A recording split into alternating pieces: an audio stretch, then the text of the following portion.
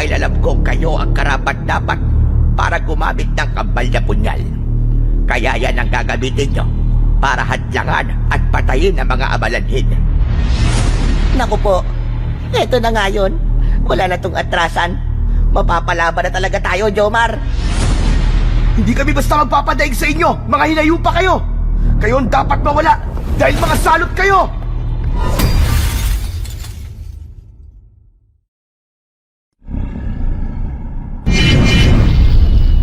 The Voice Addict. Magandang araw pong muli sa inyong lahat, mga kaibigan. Sa araw na ito ay isa na namang kwento ng pakikipagsapalaran at kababalaghan ang aking ihahatid sa inyo. Ito ay kwento ng magkaibigang Jomar at Tatoy.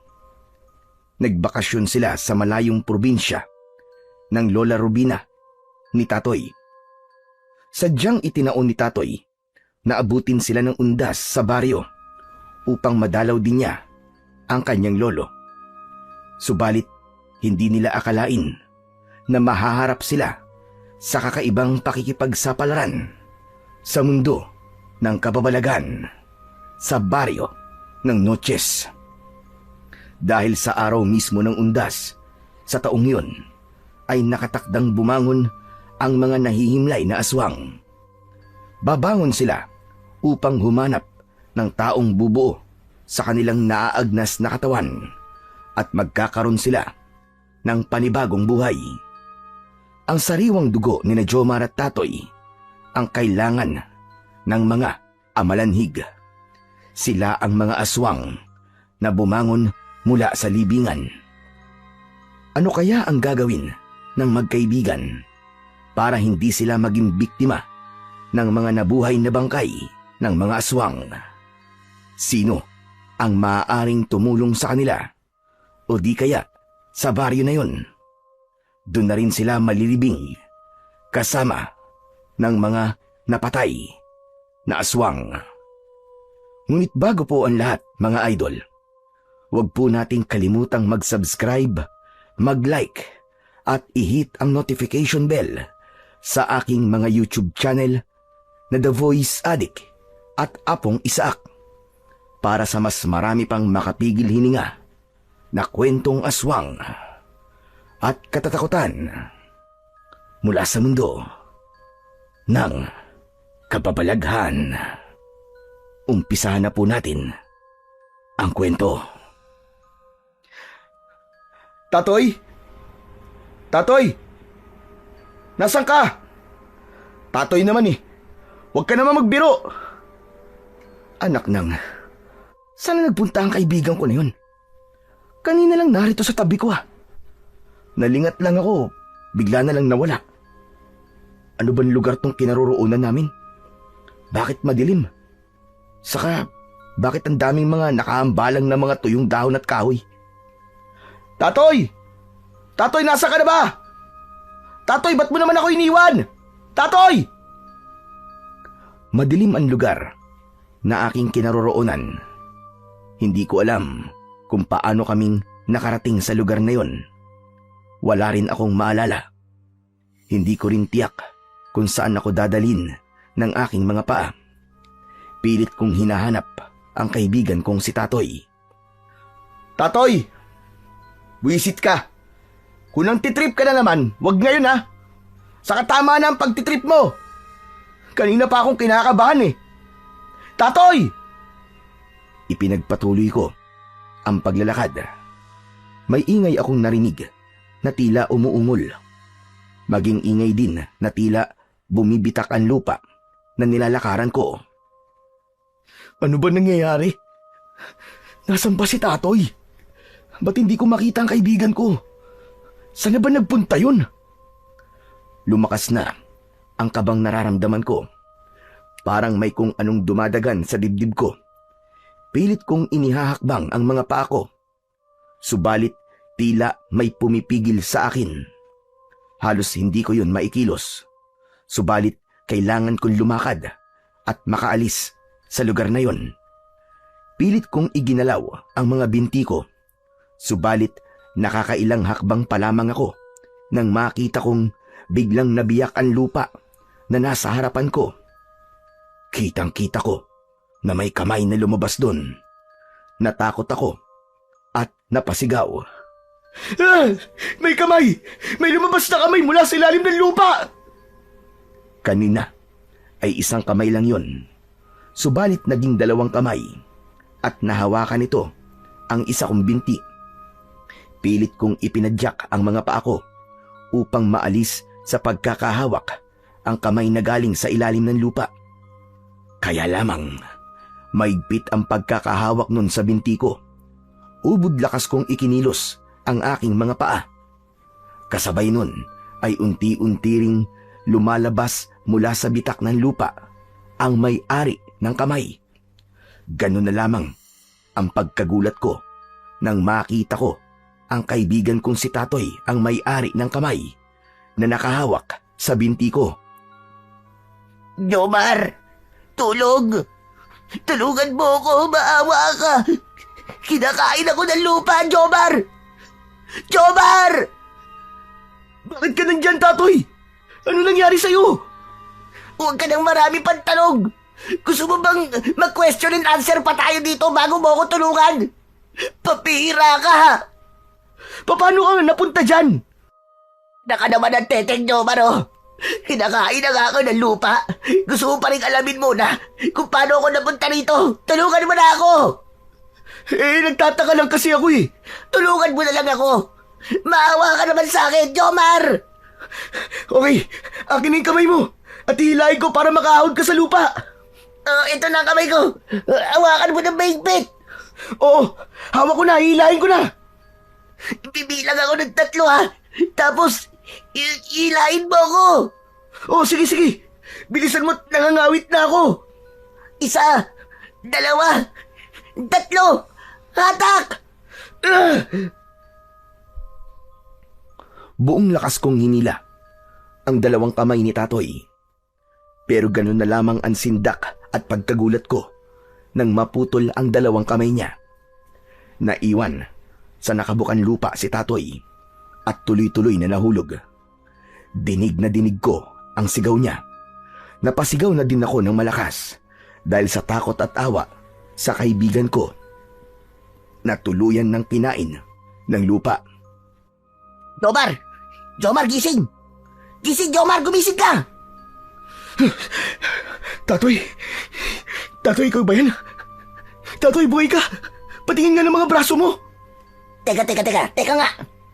Ba't ba sinisipat mo mga braso ko? Pambihira ka, oh! Hindi naputol ang braso mo. Saka, hindi ka din kinain ng lupa. Pards! Hoy, ayos ka lang ba? Parang napapraning ka. Ano ba tinira mo, Katol? Panaginip lang pala ang lahat ng yun. Tama ka. Talagang nananaginip ka, Pards. Panay nga ang ungol mo eh. Nakakahiya ka. Nakatingin tuloy yung mga katabi natin dito sa barko. Dahil puro ka ungol. Lakas-lakas pa naman. Hindi ko maintindihan kung nahihirapan ka ba o nasasarapan ka dahil sa ungol mo eh. Iginala ko ang paningin ko. Maraming tao roon. Narinig ko rin ang ingay ng ferry na aming sinasakyan. Oh, bakit? Wag mong sabihin nagtataka kung nasan ka. Pards, nandito tayo sa barko. Sakay tayo dahil magbabakasyon tayo sa probinsya namin sa Romblon. Ha? Bakasyon? Oo, bakasyon. Dahil gaya ng usapan natin, doon tayo magpapalipas ng undas sa probinsya ni na Lola Robina, di ba? Saka ko palang naalala ang lahat. Nasa gitna nga kami ng dagat at patungo sa probinsya ng kaibigan kong si Tatoy. O ano? Ayos ka na ba? Okay ka na ba? Naalala mo na ba? Ha? Oo. Naalala ko na. Nandito tayo sa gitna ng dagat, sakay ng barko. Yun! Buti naman. Akala ko kailangan pa kitang sampalin para matauhan ka eh. At maalala mo kung nasan tayo. Salamat naman. At panaginip lang pala lahat ng yun. Bakit ba? Ano ba yung napanaginipan mo? nakakatakot kasi. Mukha kang nakakatakot. Dahil habang nananaginip ka, hindi rin maipinta ang itsura ng mukha mo. Para kang maiihina na ano eh. Ang sama ng itsura mo, Pards. Akala ko nga katapusan ko na eh. Tapos ikaw din, akala ko wala ka na. Anong wala? Natigo ka na. Nakwento ka na lang. Dahil kinain ka ng lupa. Ano? Itong gwapong to kakainin ng lupa? No way! Oo nga, maniwala ka. Wala namang pinipili ang lupa eh. Kahit ano pang itsura mo, tsaka kakainin ka nun. Teka, wag na nga natin pag-usapan yung panaginip mo. Mukha namang hindi maganda. Bad vibes lang yan. Mabuti pa nga. Pards, malayo pa ba tayo? Malapit ang dumaong barko. Kaya, konti na lang ang paghihintay natin. Ay, salamat naman. Nakakainip eh. Panay na nga ang tulog mo, naiinip ka pa? May ilang oras pa ang lumipas at nakita ko na kanya-kanya ng asikaso ang mga pasahero. Inaayos nila ang kanilang mga dalang gamit. Bababa na ba tayo, Pards? Oo. Tumunog na ang busina ng sinasakyan namin. Hudyat na malapit na kami sa pantalan. Sa palagay ko ay umabot din ng halos 5 oras ang naging paglalakbay namin sa gitna ng dagat hanggang sa nakarating na kami sa pier ng Udjongan, Romblon. Saglit pa ay naramdaman kong halos hindi na gumagalaw ang barko.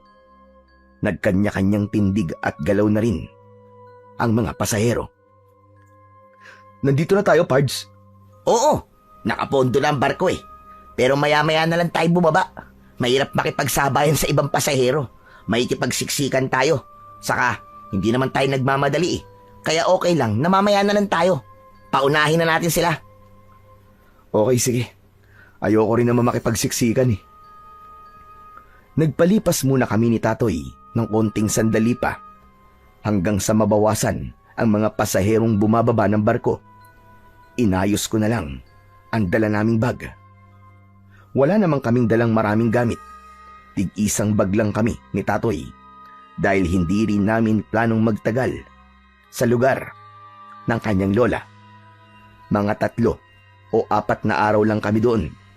Kaya naman, hindi na kailangan magdala ng maraming gamit. Nang makita ni Tatoy nakakaunti na lang ang mga natirang pasahero ng barko, ay niyaya na rin niya ako para bumaba. Mas mainam na nga na hindi makipagsabayan sa ibang mga pasahero para malaya kang makakakilos. Pagkababa namin ng barko, ay may mga nag-aabang na jeep para sa mga bagong dating. Nakipag-usap si Tatoy sa driver para malaman kung saan ba ang destinasyon nun. Pagkatapos makausap ni Tatoy, ay niyaya na niya ako para sumakay. Saglit lang ay napuno na ang jeep na sinasakyan namin at umalis na rin ito. Maayos naman ang kalsada na aming tinahak, kaya maayos ang takbo ng sasakyan. Pards, malayo pa ba tayo? Medyo. Siguro, Pards, mga kalahating oras pa tayo. Tapos yun na ba ang bahay ng lola mo? Hindi pa. Sasakay uli tayo? Oo naman. Habal-habal naman ang sasakyan natin. Anak nang, malayo pala talaga tong lugar ng lola mo, no? Hindi naman. Saka, ganun talaga kapag bago ka sa pupuntahan mong lugar. Minsan akala mo malayo. Pero kung palagi mong pinupuntahan, wala. Malapit lang. Hindi rin ha. Malayo talaga tong probinsya ng lola mo, no? Sige na nga. Kesa makipagtalo pa ako sa'yo.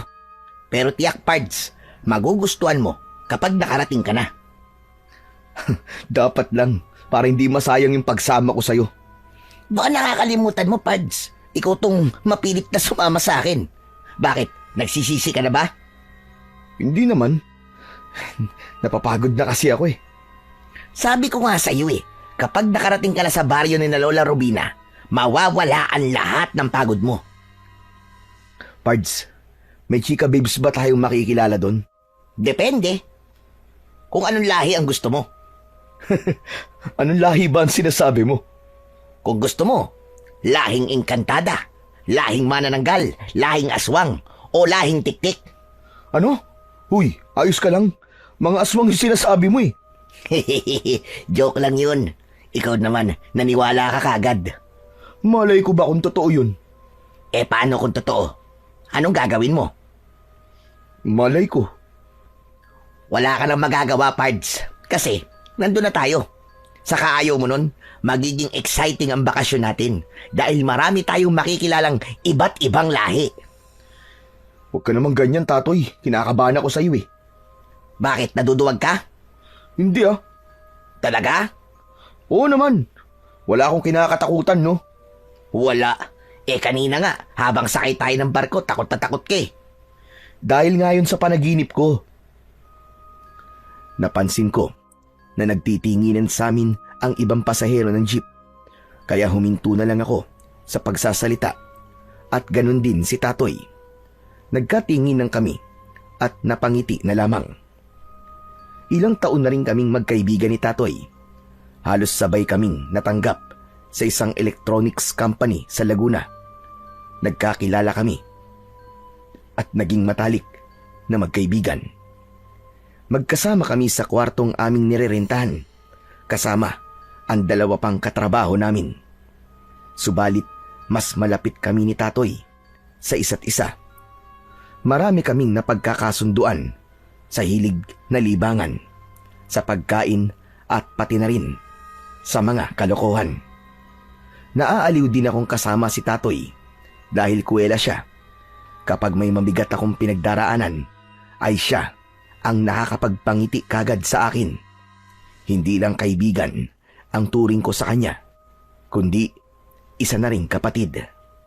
Kaya nga, nang malaman ko, nadadalaw siya sa kanyang lola na taga Romblon, dahil matagal nang hindi niya nakikita, ay nagpresenta akong sumama.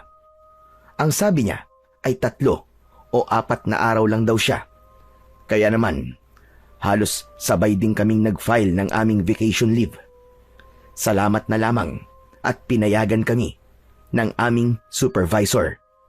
Kung sa bagay, hindi naman kami pala absent gaya ng ibang kasama namin sa trabaho. Kapag kailangan ng overtime, madali din kaming kausap. Kaya na magpaalam kami na magbabakasyon ng ilang araw, ay naging madali yun at pinayagan kami. Binalikan ko sa aking isipan ang mga alaala ng pagiging malapit namin ni Tatoy nang marinig ko ang boses ng kaibigan ko. Manong, para, dito na po kami. O Pards, dito na tayo. Bababa na tayo?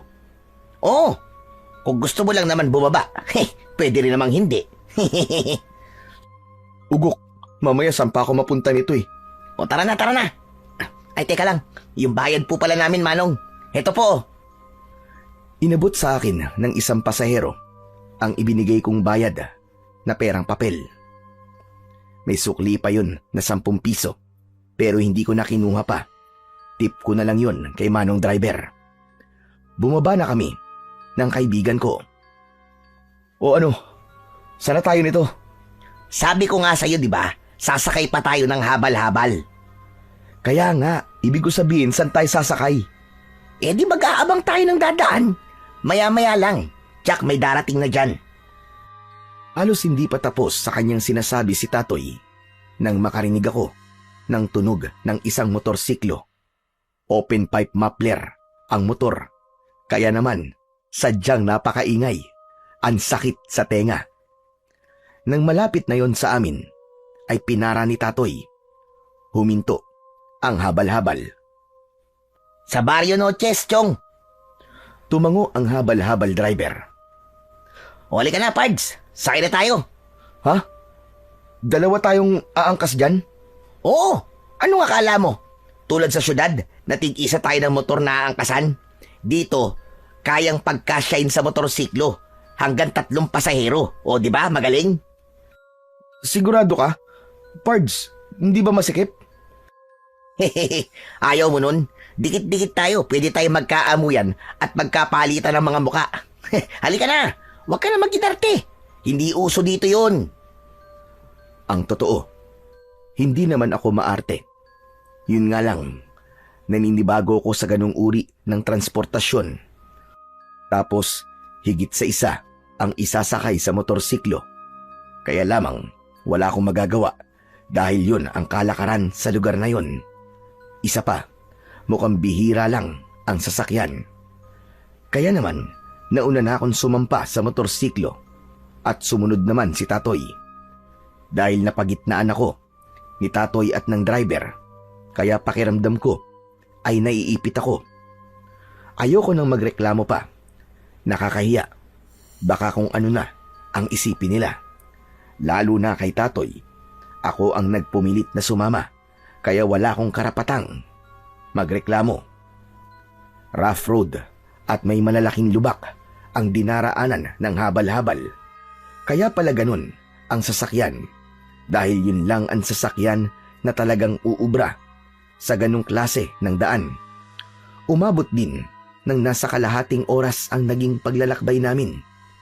Nang huminto na ang sinakyan naming habal-habal, ay wala pa rin akong makitang mga bahay. Kaya naman, napatingin ako kay Tatoy. Alam niya na nagtataka ko. Oh, ba't ganyan ka naman kumakatingin, Pards? Napunta lang tayo sa probinsya ng lola ko. Parang bigla ka nang nagbago ah. Hoy, kursonada mo ako no? Hehehe, walang talo-talo, Bok. Ugok, siraulo. Anong kursonada ang sinasabi mo? Hindi, uy. Eh, ba't ganyan ka kumakatingin sa akin? Kasi nga, wala pa rin akong nakikitang mga bahay. Eh, kasi nga, maglalakad pa po tayo. Wow, ibang klase. Ano bang lugar tong probinsya ng lola mo? Parang dulo na to ng daigdig ah. Hindi naman, kundi boundary pa lang papunta sa dulo ng daigdig. Tara na nga, simulan na natin ang paglalakad para makarating na tayo. Saka, hindi na maganda ang pakiramdam ko. Humihilab ng tiyan ko eh. Oh, walang problema dyan. Malawak ang CR dito. Ha? Anong malawak ang sinasabi mo? Wala nga akong nakikitang bahay tapos CR pa. Yun na nga, yung malawak na damuhang yan, yung nakikita mo na yan, magiging CR mo yan. Yan ay kung hindi mo na talaga kaya ang tawag ng kalikasan. Ano kahilo? Nakakahiya no? Never mind. Ano nakakahiya? Magtatago ka lang sa mga halaman na may makakapal na dahon eh. Tapos yun na. Ilabas mo na ang sama ng loob mo. Tapos, pipitas ka ng isang dahon na siyang magiging tissue mo. Ganon. Tapos ayos na. Solve na ang paghilab ng tiyan mo. Success! Hindi na no. Mamaya kung anong dahon pa makuha ko eh. Makatihan pa ako. Yun lang. Dapat pipiliin mo rin yung dahon na pipitasin mo. Mamaya, dahon ng is-isang mapitas mo. Lagot ka. Halika na nga. Puro ka kalokohan eh. Simulan na natin ang paglalakad. Ano, ayos ka na ba? Kaya mo pa bang tiisin ang tawag ng kalikasan? Oo, kaya ko pa. Kesa naman dyan ako maglalabas ng sama ng loob ko, no? Mamaya niyan, kung anong laman lupa pa mag-trip sa akin dyan at paglaruan pa ang kwan ko, kung ano pang mangyari sa akin. Sinimulan na ni Tatoy ang maglakad. Nakasunod lang ako sa kanya. Pinasok namin ang makitid na daan na may makakapal na damong ligaw. May ilang minuto lang naman yun hanggang sa nakarating kami sa isang tila nakatagong pamayanan. Maraming mga bahay na yari sa pawid at kawayan. Makikita ang kasimplihan ng kanilang pamumuhay. Isang maliit na bahay ang pinasok namin ni Tatoy. Naisip ko na yun na siguro ang bahay ng kanyang lola. Lola Rubina? Lola Rubina? Pards, mukhang walang tao ah. Oo nga eh. Pero tiyak ko nandito siya. Nakabukas ang bahay na dumating tayo eh. Baka may pinuntahan lang. Hindi kasi sanay na magsara ng pinto mga taga rito. Palibasa, kampante sila na walang ibang papasok. Dahil halos lahat magkakakilala ang mga nakatira dito sa Barrio Noches. Inirelax muna namin ang aming mga katawan. Inalis ko na ang aking suot na sapatos At ganun din si Tatoy. Maya-maya pa ay may dumating na matandang babae. Sino kayong basta na lamang pumasok sa bahay ko? Ops, ops, ops. Kalma lang po, Lola. Huwag po kagad mainit ang ulo nyo. Yaski, bata ka. Ikaw ba yan, Tatoy, apo? Hehehe. Oo naman po, Lola Rubina. Ang saksakan na gwapong apo nyo. Hehehe. Maigi naman at naisipan mong pumasyal din eh. Siyempre naman po. Gusto ko kayong bisitahin, Lola. Ay, siya nga pala. Kaibigan ko po, si Jomar. Kumusta po kayo, Lola Rubina? Aba, magandang lalaki tong kaibigan mo, Jomar ha. Lola, kaibigan ko yan ha.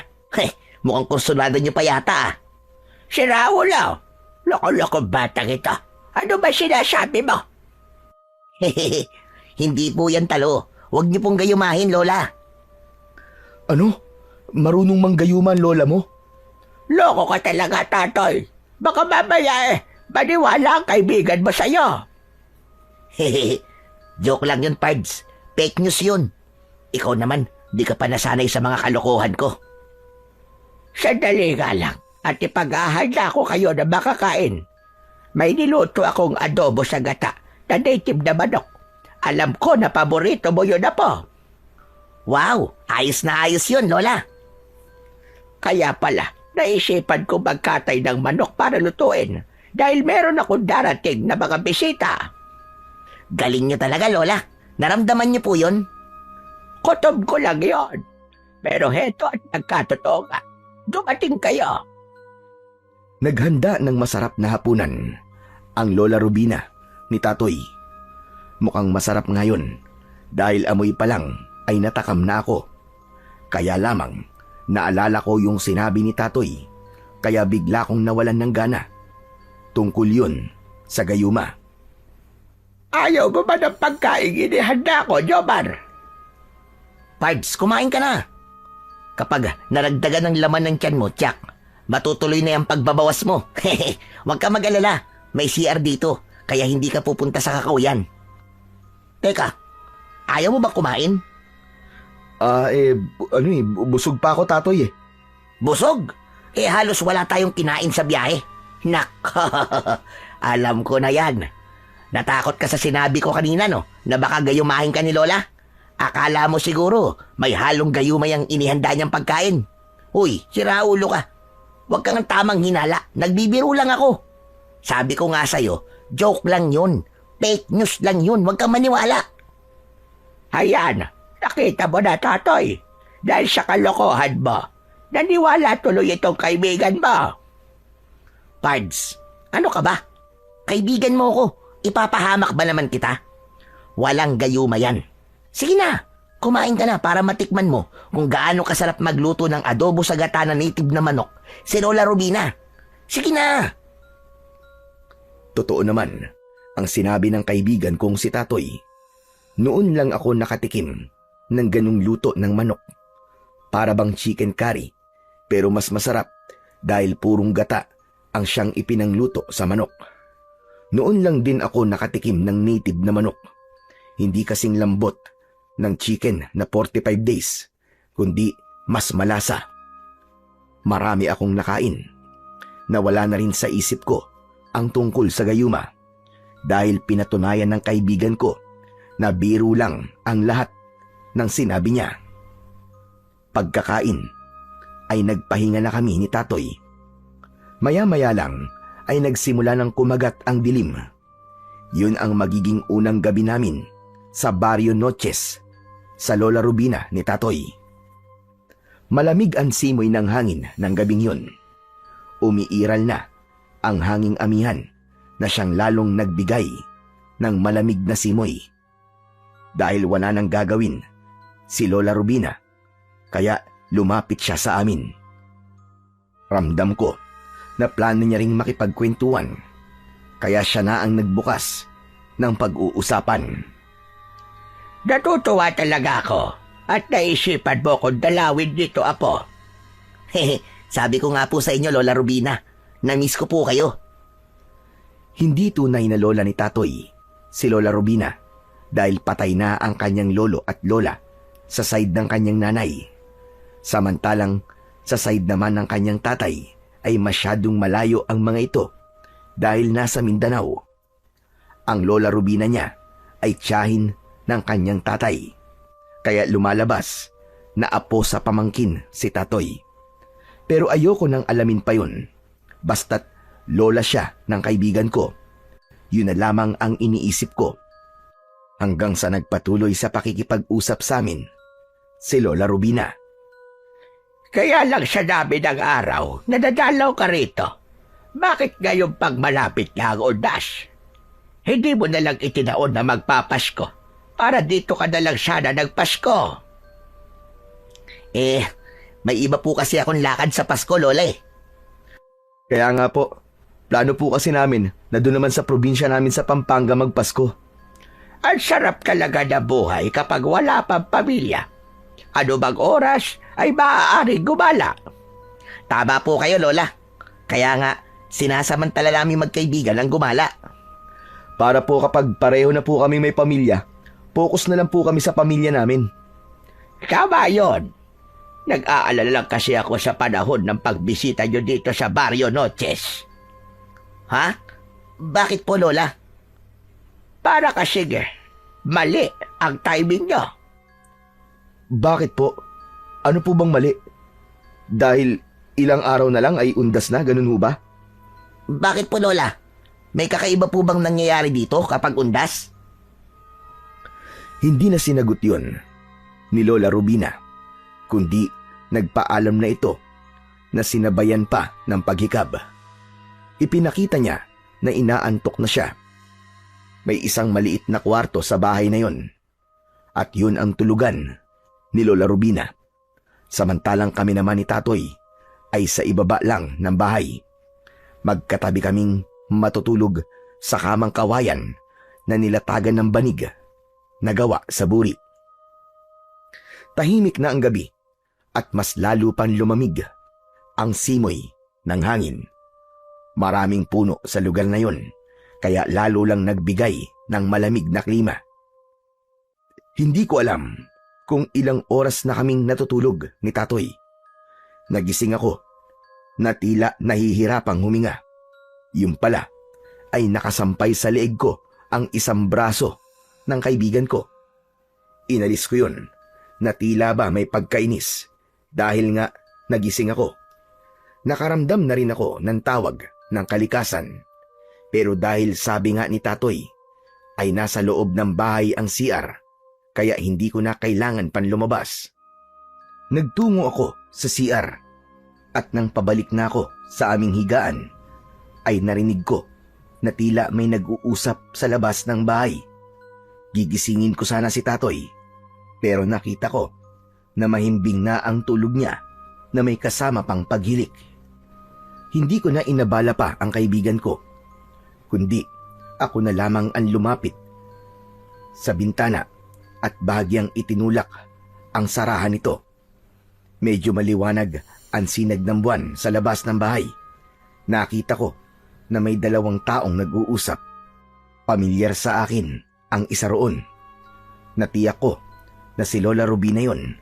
Kausap niya ang isang lalaki na hindi nalalayo sa kanya ang edad. Kung anuman ang kanilang pinag-uusapan, yun ang hindi ko alam. Hindi ko kasi gaanong maintindihan ang kanilang mga sinasabi, pero alam ko na meron silang pinag-uusapan. Tila nga meron pa silang pagtatalo.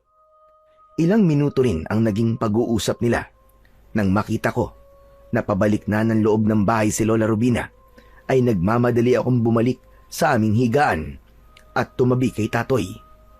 Nakapikit ang mga mata ko, pero gising na gising ang diwa ko at nakikiramdam ako kay Lola Rubina.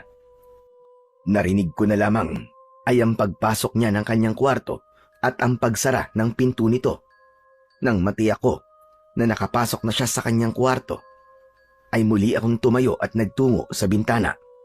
Gusto kong tiyakin kung naroon pa rin ang lalaking kausap kanina ni Lola Rubina. Bahagya kong iniangat ang sara ng bintana.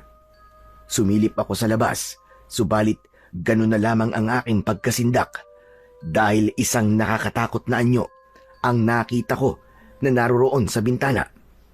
Napasigaw ako sa pagkagulat at napaupo. Kaya naman nagising si Tatoy na hindi alam ang gagawin dahil nakita niyang nakasalampak ako sa lupa. Hoy, Jomar! Bakit ba? Ano ba nangyari sa'yo? May nakakatakot. Nakita ko siya, Tatoy. May aswang. Ano? Aswang? Oo, nakita ko siya. Parang gusto niya akong sagpangin. Sigurado ka bang aswang ang nakita mo? Oo, Tatoy. Nandiyan siya. Nasa may bintana. At sigurado ako nakasilip sa atin. Kitang-kita ko talaga siya. Ay, nako. Siguro nananaginip ka na naman, no? Hindi ako nananaginip. Totoo sinasabi ko. May aswang talaga. Sandali nga. Ano bang aswang ang sinasabi mo, bata ka? Saan mo ba nakita ang aswang? Sa may bintana po. Nasa labas po. Nakakatakot. Ang laki po ng mata. Tapos may matutulis po pangil. Naamoy ko pa nga ang hininga niya eh. Ano? Naamoy mo yung hininga? Ano namang amoy? Ayan o. Di niyo ba naamoy? Nandito pa rin siya. Nandito pa rin yung aswang. Naamoy ko yung hininga niya na naamoy ko kanina. At naamoy ko na naman ngayon. Ayos ka rin, Pads, ah. Sigurado ka ba, Pads, na yung naamoy mo ngayon ay ang amoy ng hininga ng aswang na nakita mo kanina? Oo nga, Pards. Kaya hindi ako maaaring magkamali. Kapareho ang amoy eh. Ganun na ganun. Walang hiya. Kasing amoy pala ng hininga ng aswang ang masamang hangin na inilabas ko. Ano? Ano masamang hangin na sinasabi mo? Medyo nasira kasi ang tiyan ko kanina eh. Kaya hindi ko napigilan na magpalabas ng masamang hangin. Wala joke ka, bata ka. Kaya pala bigla ko may naamoy na parang nabubulok. Ikaw palang damuho ka ang may kagagawan. Sorry na po, Lola Rubina. Hindi ko na kayang pigilan eh. Kaya ibilog ako na. Walang yaka, Pards. Akala ko naman, nagbalik yung aswang. Ganun pala yung amoy ng hininga ng aswang, no? Wala palang pinag-iba sa amoy ng ibinog ako. Pero Jomar, talaga bang may nakita kang aswang kanina? Opo, Lola Rubina. Nakakatakot nga po eh. Hindi talaga nakapaghintay ang walang hiya. Lola, may sinasabi po kayo? Wala, Kwan. Sabi ko, maigi na lamang at walang masamang ginawa sa kanya. Lola, ibig bang sabihin, totoo po yung aswang nakita ni Jomar? May aswang dito sa Barrio Noches, ganun ba? Hindi agad nakasagot si Lola Rubina. Tila humahanap pa siya ng tamang salita o paano siya magpapaliwanag tungkol sa tanong ni Tatoy. Lola, gusto ko pong malaman ng totoo. Sabihin niyo na po. Tatoy, apo. Dati pa yun. Pero ngayon wala na sila. Kung ganun, nagkaroon po ng aswang dito sa baryo? Sabi ko nga, matagal na yon. Nalipol na sila mula nang may manunugis na dumating dito at inubos ang mga aswang.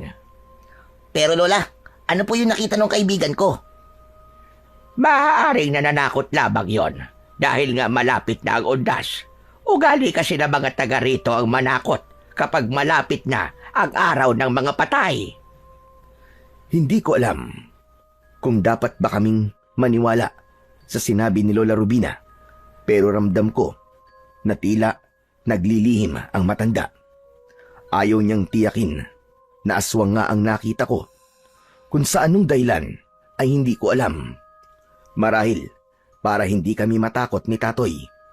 Ang pangyayaring yon ay nagbigay ng pagkabahala sa akin dahil naiisip ko kung totoong may aswang na gumagala sa lugar na yon, posibleng malagay sa panganib ang buhay namin, lalo na't dayo lang kami ni Tatoy sa lugar na yon. Hindi na kami nakatulog pa ni Tatoy hanggang mag-umaga. Pareho kaming nag-aalala. Merong pangamba sa mga puso namin. Ganun pa man, hindi ako nagsisi na sumama sa kaibigan ko sa bakasyong yon. Alam ko sa sarili ko, may dahilan kung bakit ako nakarating sa lugar na yon. Meron akong matututunan sa anumang magiging karanasan ko. Nagliwanag na ang paligid. Hindi na kami nakatulog pa ng kaibigan ko, kaya naisipan na lang naming lumabas ng bahay. Tumambay kami sa harapan. Pareho kaming nakahalukip-kip dahil sa lamig. Bigla kong kinalabit ni Tatoy. Akala ko kung ano na, sabay turo sa isang babaeng halos kaedad namin ang papalapit. Maganda siya at agad kaming ninitian habang papalapit sa amin ng kaibigan ko. Kumusta kayo?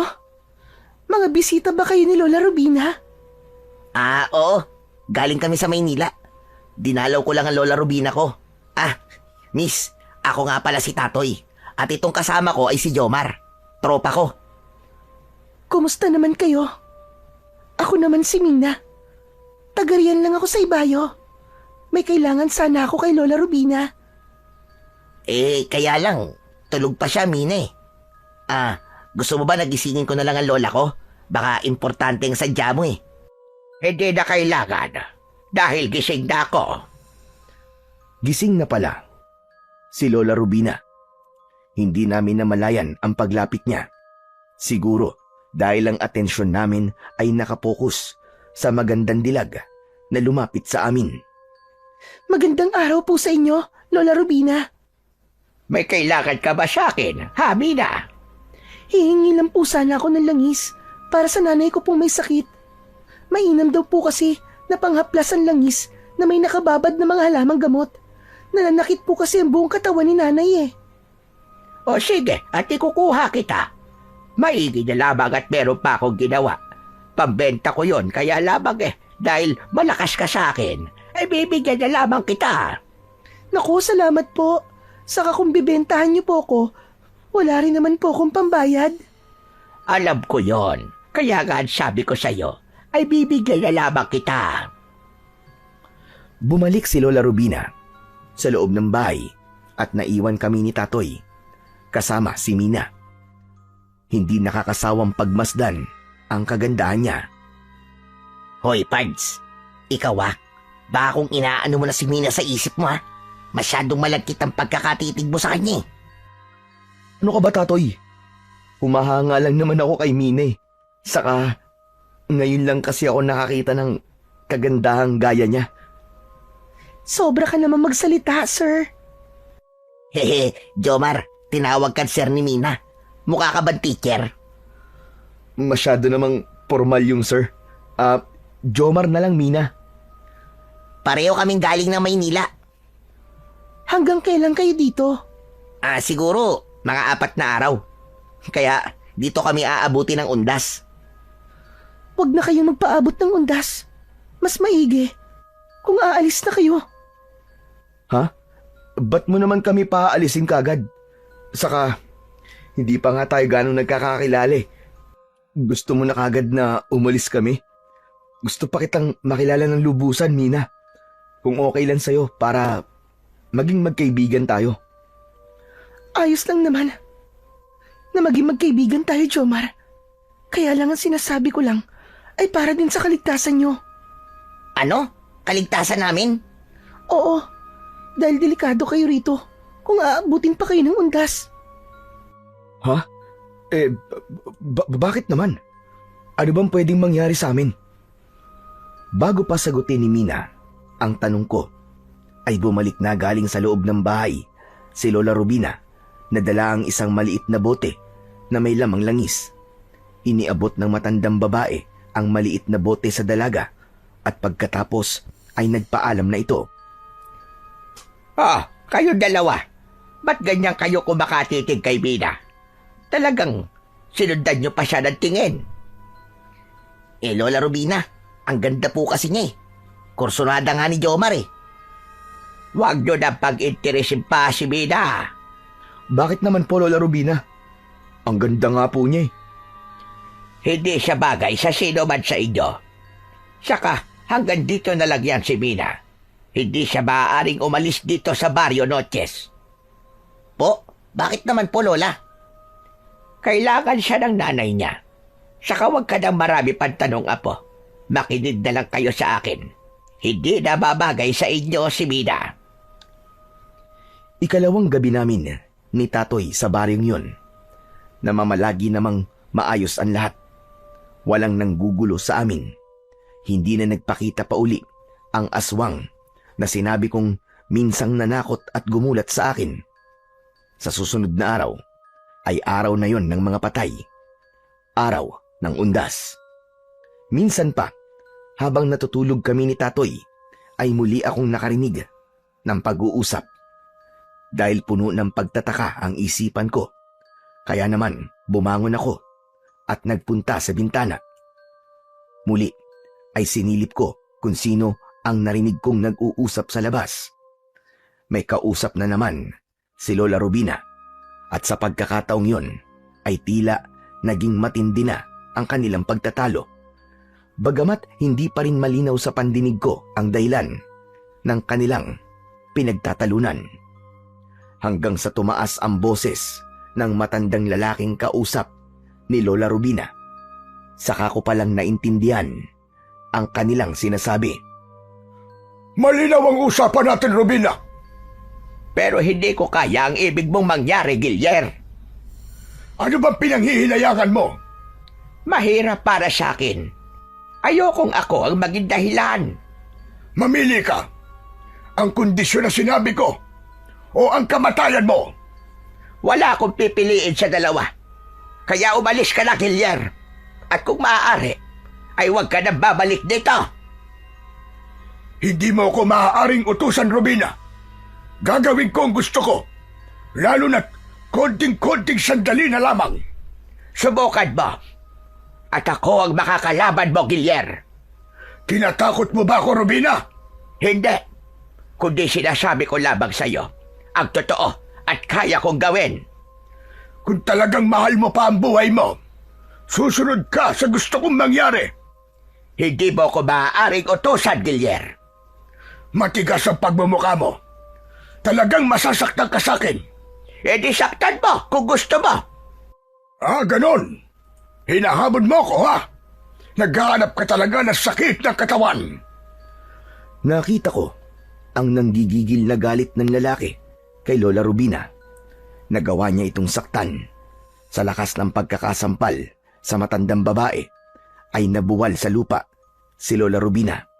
Hindi ko na kinaya ang pangyayaring yun. Gusto kong lumabas pero mas pinili kong gisingin na lamang muna si Tatoy. Anak ng... Ano ka ba, Pads? At sarap-sarap ng tulog ng tao, bigla ka nang gigising. Huwag ka maingay. Ang lola mo, may nangyari sa kanya. Ano? Bakit? Ano nangyari sa lola ko?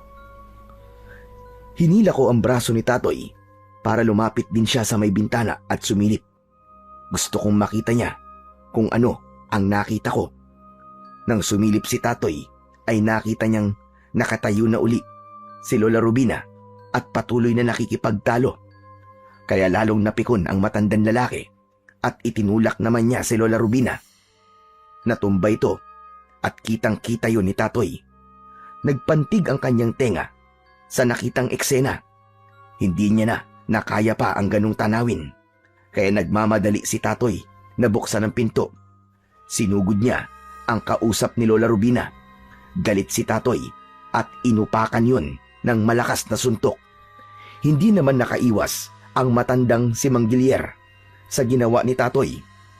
Bagsak din ang matandang lalaki sa lakas ng sapak ng kaibigan ko.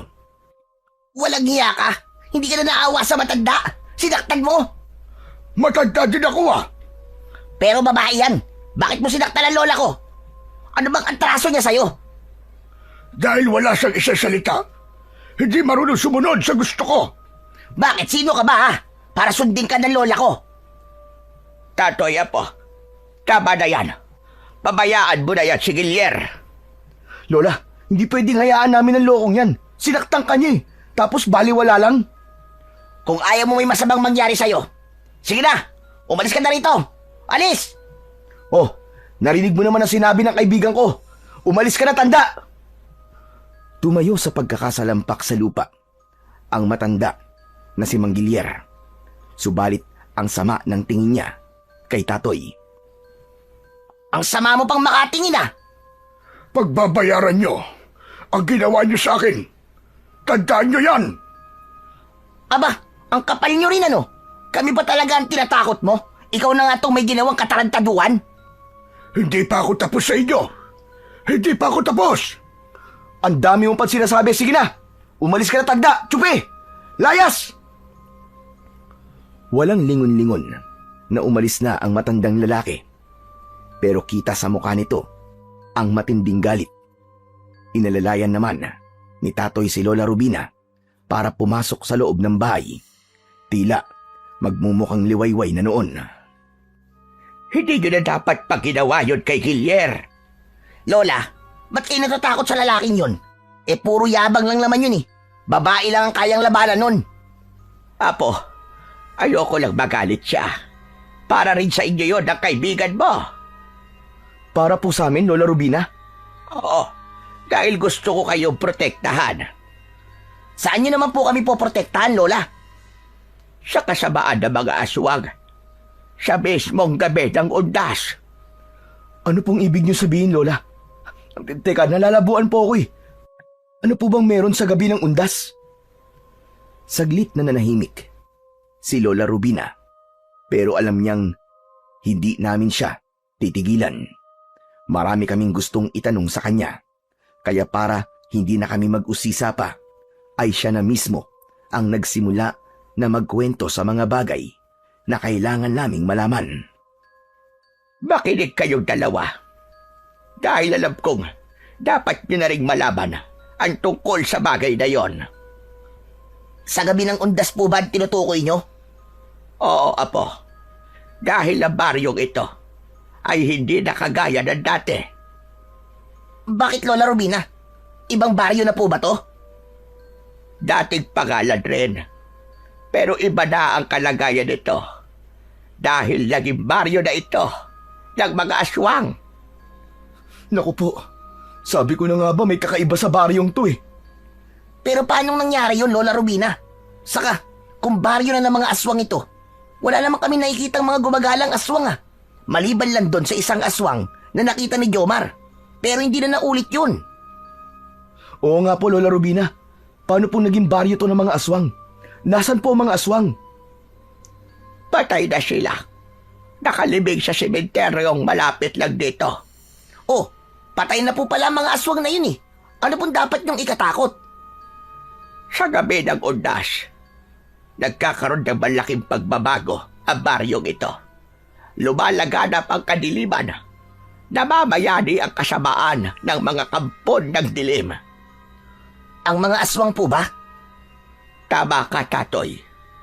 Ang mga patay na aswang ay babangon muli sa kanilang mga libingan. Kayong dayo dito. Kayo ang kanilang punteriya. Dahil yun ang ibig na mangyari ni Gilier. Sino po ba ang Gilier na yun? Siya ang supremo ng mga aswang na nakalibing. Hindi siya namatay? Gaya ng mga kauri niya, Lola? Kung titignan mo, ay buhay na buhay si Gilier. Pero ang totoo, patay na rin siya. Yun nga lang, nagkaroon siya ng panibagong buhay dahil na rin sa dayo na minsang napadpad dito. Nakainom siya ng dugo mula sa dayo na yon. Ang pag-inom ng sariwan dugo ng bumabagong aswang mula sa libingan ay siyang magpapabago ng naaagnas na katawan. Ano po? Narinig mo ang sinabi ko. Kapag nakatikim ng sariwan dugo, ang bumangong bangkay ng aswang ay mabubuo ng muli ang kanilang katawan. Babalik sila sa dati at magkakaroon ng pagkakataong mabuhay muli ng matagal upang ipagpatuloy ang kanilang pag-asik ng lagim. At dugo nyo ang paraan para mangyari yon.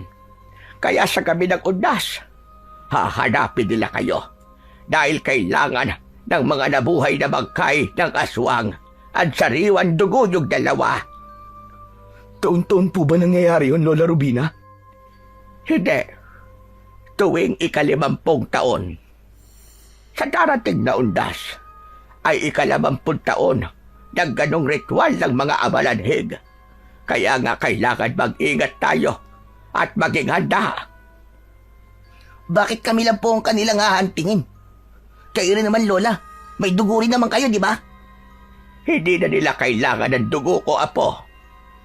Hala, bakit po, Lola? Expired na po ba ang dugo nyo? Iba na po ba ang lasa? Malansa na po ba? Diyos mio, grabe ka naman sa akin, Apo. Pasmado na masyado yung bugaga mo. Sariwa at nasa kasibulan ang dugo na kailangan ng mga abalanhig. Mas sariwa ang dugo, mas malakas yun para sa kanila. Mas madali para mabuo ang kanilang nasirang katawan. Sa maikling salita, ay kayo ang kailangan nila. Pero Lola, nakikita ko na meron naman pong kabataan din ang naririto sa baryo Gaya na lamang po ni Mina. Tama ka. May mga kabataan nga. Pero may nakatagong lihim sa likod ng mga kabataang nakikita nyo, mga apo. May lahi na rin silang aswang. Hindi na interesado sa kanila ang mga nabubuhay na bangkay. Kung ganun, tayo lang talaga ang kailangan nila, Pards. Delikado tayo. Ano kaya kung umalis na tayo dito? Bumalik na tayo sa lungsod. Hindi na kayo makakalabas pa hanggat hindi natatapos ang kaarawan ng undas. Ho, bakit naman po, Lola Rubina? Pipigilan na kayo ng mga taga-baryo ang mga naninirahan dito. Bakit po? Sila ang mga kamag-anak ng mga aswang na mabubuhay sa gabi ng undas. Siyempre, inaasahan rin nilang mabuhay uli ang mga ito at makasama nila. Pagkatapos ng pakikipag-usap namin ni Tatoy sa kanyang Lola Rubina, ay ganap nang naging malinaw sa amin ang lahat. Talaga nga palang nasa panganib ang buhay namin. Oh, ba't ganyan ka makatingin sa akin, Pards? Wala, Pards. Hindi lang ako makapaniwala sa magiging kapalaran natin dito. Buhay pa tayo, Jomar. Hindi pa tayo tigok. Teka nga, sinisisi mo ba ako, Pards? O nagsisisi ka ba na sumama sa akin dito? Hindi naman, Pards. Saka, ako naman ang naging mapilit na sumama sa'yo eh. Huwag kang mag-alala, Pards. Hindi tayo mapapahamak dito. Pero hindi mo ba narinig yung sinabi ni Lola Rubina? Wala nang kaparaanan para makaalis tayo dito. Dahil hahadlangan daw tayo. Tsak gagawin nila ang lahat para hindi tayo makaalis. Kung magpupumilit tayo, baka kahulugan na rin yun ng kamatayan natin. Alam ko, may paraan pa. Ano? Paano? Kilala ko si Lola Rubina. Hindi niya tayo pababayaan. Sana nga totoo yung sinasabi mo. Dahil ayoko pang mamatay, Pards. Gusto ko pang makabalik sa syudad at magkaasawa. Bakit? Ayaw mo na ba kay Mina? Mukhang okay naman siya. At sa tingin ko, kursunada ka rin niya. Hindi nga. Yun din ba napansin mo? Aba, oo naman. Malakas ang kutob ko. At madalas, nagkakatotoo. Pero okay lang ba sa'yo na magkaroon ng jowa na galing dito sa Barrio Noches? Oo naman. Kung yun ba ang magiging kapalaran ko, bakit hindi? Dahil wala akong makita sa syudad. Kaya nga hindi ka dapat mag-isip na mapapahamak tayo rito. Kailangan maging positive ka. Dapat ang isipin mo, makakaligtas tayo dito. Kasi nga, mag-aasawa ka pa, di ba? Tapos, magiging abay pa ako sa kasal nyo ni Mina. Ayos ka rin, no? Umabot ka na kagad sa kasalan, Ang bangis mo. Hindi ko pa nga alam kung magiging kami ni Mina. Saka, kung magkakasundo ba kaming dalawa. Basta, sure yun. Kaya kapag nakita ulit natin si Mina, huwag ka nang magpatumpik-tumpik pa. Diskartehan mo na kagad. Bago ka pa maunahan ng mga babangon na aswang na malanhig. Kung sa mga aswang rin lang naman, hindi ako magpapatalo, no? Hindi ako papayag. Bawang lang ang katapat nila. Talaga lang, ha? Sabi mo yan, ha? Atapang nga tao, ha? Pinapakalma ko lang ang sarili ko. Pilit kong pinapalakas ang aking loob. Kahit na ang totoo ay abot-abot na rin ang nararamdaman kong kaba at takot. Subalit kahit paano, ang kabang yun ay napapalitan ng kahit konting kilig. Dahil yun, kay Mina. Nagiging pampakalma ko ang pangalan niya kapag naririnig ko yun. Kaya kinabukasan, hindi inaasahan ay nakita ko si Mina. Mag-isa ako nun na lumabas ng bahay. Napasarap kasi ang tulog ni Tatoy, kaya iniwang ko siya habang naghihilik pa. Sinusulit ko ang mga natitira kong araw at oras sa Barrio Noches. Hi Mina, saan ka galing? Ikaw pala, Jomar. May inutos kasi sa akin si nanay. Nag-deliver ako ng niluto niyang sumang malagkit. May nagpagawa kasi sa kanya. Wow, masarap siguro ang sumang malagkit na gawa ng nanay mo, no? Oo naman. Kaya lang sayang pala. Kasi wala nang natira eh. Patitikimin sana kita. Ganun ba? Pero ayos lang. Pauwi ka na ba, Mina? Oo. Pwede ba kitang ihatid sa inyo? Ha? Sigurado ka ba? Oo naman, para malaman ko rin kung saan ka nakatira. Sige, ikaw ang bahala. Nauna nang lumakad si Mina at kasunod lamang niya ako. Habang naglalakad kami, ay may nakikita akong mga tao sa lugar na aming dinadaanan. Nasa kalye sila at hindi ko maipaliwanag ang pagkakatitig nila sa akin. Napansin ni Mina ang pagkabalisa ko sa mga kakaibang tingin ng mga taga Barrio Noches sa bawat lugar na aming dinadaanan. Jomar, okay ka lang ba? Ha? Oo naman. Okay lang ako. Mukhang naaasiwa ka sa mga tingin ng mga kababaryo ko. Oo nga eh. Hindi ko maintindihan ang mga tingin nila kung bakit ganun. Bago ka lang kasi dito, kaya ganyan sila kung makatingin sa'yo. Baka nagagwapuhan lang sila sa'yo. Ganyan ba sila tumingin ng gwapo? Parang gusto nila akong sagpangin eh. Baka mukha kang masarap. Ha? Anong sinabi mo, Mina? Sabi ko, baka natutuwa sila sa'yo. Kasi nga, minsan lang sila makakita ng dayo dito sa baryo. May natatanaw na akong kubo, Mina. Iyan na ba ang bahay nyo? Oo. Pasensya ka na ha. Hindi maayos ang bahay namin. Ano ka ba? Walang kaso sa akin yun. Nang makarating kami sa bahay ni Mina, ay pinapasok niya ako. Sumalubong sa amin ang kanyang ina at ipinakilala niya ako. Aling Susana, ang pangalan ng nanay ni Mina. Binati ko ang nanay niya na may kasamang ngiti. Iniabot ko pa ang kamay ko para sana makipag-shake hands o kaya ay makapagmano gaya ng nakaugalian sa mga probinsya. Kaya lamang tinignan niya lang ako. Hindi niya inabot ang inilahad kong kamay. Sa maikling salita ay napahiya ako, pero hindi ko na yon pinansin pa. Sanay naman akong mabaliwala gaya ng mga dati kong niligawan at pinaasa lamang. Kaya lamang ang ipinagtataka ko ay ang kakaibang tingin sa akin ng nanay ni Mina. May talim ang mga tingin niya sa akin. Pinagmasdan niya ako mula ulo hanggang paa. Kung anuman ang ibig sabihin ng mga tingin niyang yon ay hindi ko alam. Subalit nagdulot sa akin yon ng kakaibang pakiramdam. Para bang biglang nangalisag ang aking balahibo na hindi ko maintindihan. Maupo ka muna, Jomar. Kukuha lang ako ng kahit na anong makakain mo. Hindi na, Mina. Ayos lang ako. Hindi naman ako nagugutom eh. Sigurado ka? Oo, huwag ka na mag-abala pa. Kape na lang. May nilagang kaping barako si nanay. Bibigyan kita. Hindi ako mahilig sa kape. Baka lalo lumakas ang nervyos ko eh. Kaya ayos lang ako.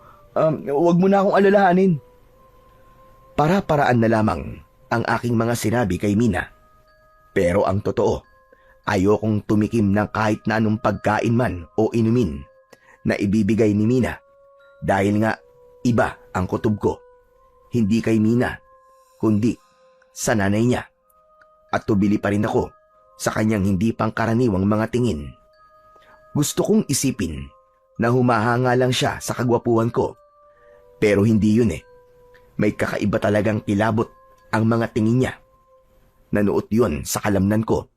Pero pilit kong nilalabanan ang nararamdaman kong kaba dahil hindi ako komportable sa bahay ni Mina. Kaya pinili kong magpaalam na lang muna. Saka baka gising na rin ang tropa kong si Tatoy malamang hahanapin niya ako. Sigurado ka ba, Jomar? Aalis ka na? Oo, Mina. Baka nag-aalala na kasi si Tatoy at Lola Rubina sa akin eh. Hindi kasi ako nakapagpaalam sa kanila. O sige, ikaw ang bahala. Ang mahalaga lang naman sa akin eh, alam ko na tong bahay nyo. Kung sakaling may oras pa kayo ni Tatoy, pwede kang bumalik dito para bumisita. Bahagyang lumundag ang puso ko sa kanyang sinabi.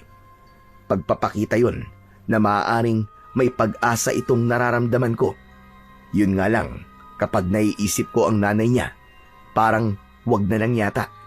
Dahil ayaw ko rin namang maging bastos sa nanay ni Mina kahit hindi naman ito nagsasalita. Kundi nakatitig lang sa akin hanggang sa nagpaalam na rin ako ng maayos. Ma'am, alis na po ako. Nagagalak po kung nakilala ko kayo. Halos wala pa ring pagbabago sa reaksyon ng nanay ni Mina. Ganun pa rin ang mga tingin nito sa akin. Mukhang iniukit na yata sa mukha niya ang kakaibang tingin na hindi ko mawari kung nananakot ba o sadyang nakakatakot lang talaga ang itsura niya. Tuloy-tuloy na akong lumabas ng bahay ni Mina. Nagmamadali ako sa paglalakad dahil nga hindi ko na rin gusto ang kabang nararamdaman ko.